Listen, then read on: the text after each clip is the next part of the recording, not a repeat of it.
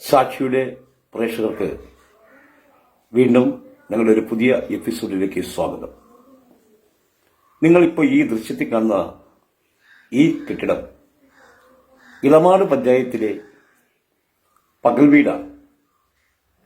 ഈ പകൽവീട് എന്താണെന്ന് പ്രേക്ഷകർക്ക് സാക്ഷി വിശദീകരിക്കേണ്ടല്ലോ, എല്ലാവർക്കും അറിയാവുന്ന കാര്യമാണ്.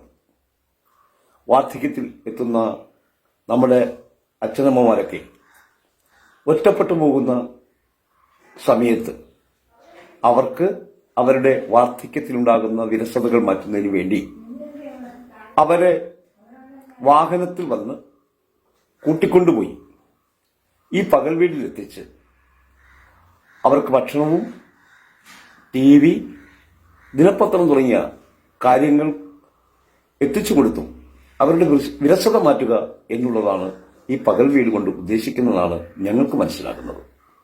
പക്ഷേ ഇവിടെ ഈ കെട്ടിടമോ 13,50,000 രൂപ കൊടുത്ത് ചടയമംഗലം ബ്ലോക്ക് പഞ്ചായത്തും ഇളമാട് ഗ്രാമപഞ്ചായത്തും സംയുക്തമായി ചേർന്ന് നിർമ്മിച്ച ഈ കെട്ടിടം ഇന്നൊരു പാട്ട് കെട്ടിടമായി മാറുകയാണ്. ഇവിടെ ഒരു വിറക് വിലയ്ക്ക് തുല്യമാണ്. കാട് മൂടി പരിസരങ്ങൾ കിടക്കുന്നു. ഇതിന്റെ ബാത്റൂം പോലും ഒരുപാട് ഉയരത്തിലാണ് കൊണ്ടുവന്ന് സ്ഥാപിച്ചിരിക്കുന്നത്. ഒന്ന് ആലോചിക്കണ്ടേ, സാധാരണക്കാരന്റെ നികുതി പണം ഇത്തരത്തിൽ വിനിയോഗിക്കുമ്പോൾ അത് അവർക്ക് പ്രയോജനമാകണം എന്ന് ചിന്തിക്കുന്ന ഭരണാധികാരികളല്ലേ നാടിന് വേണ്ടുന്നത്.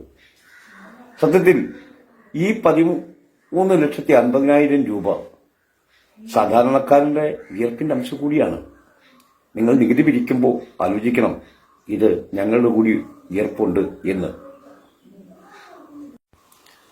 ഇത് ഇളമാട് പഞ്ചായത്തിൽ മാത്രമല്ല, തൊട്ടടുത്ത ചില പഞ്ചായത്തുകളിലും ഇതുപോലെ പകൽ വീട് നിർമ്മിച്ച് അവിടെ ഉപയോഗശൂന്യമായി ആ കെട്ടിടം അവശേഷിക്കുന്ന സ്ഥിതിവിശേഷം ഞങ്ങൾ കാണുന്നുണ്ട്.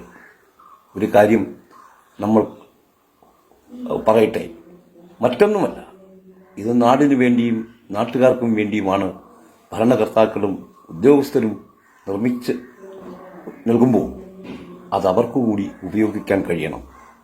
സാക്ഷി പറയുന്നു, ദീപസ്തംഭം മഹാചര്യം, എനിക്കും കിട്ടണം പണം.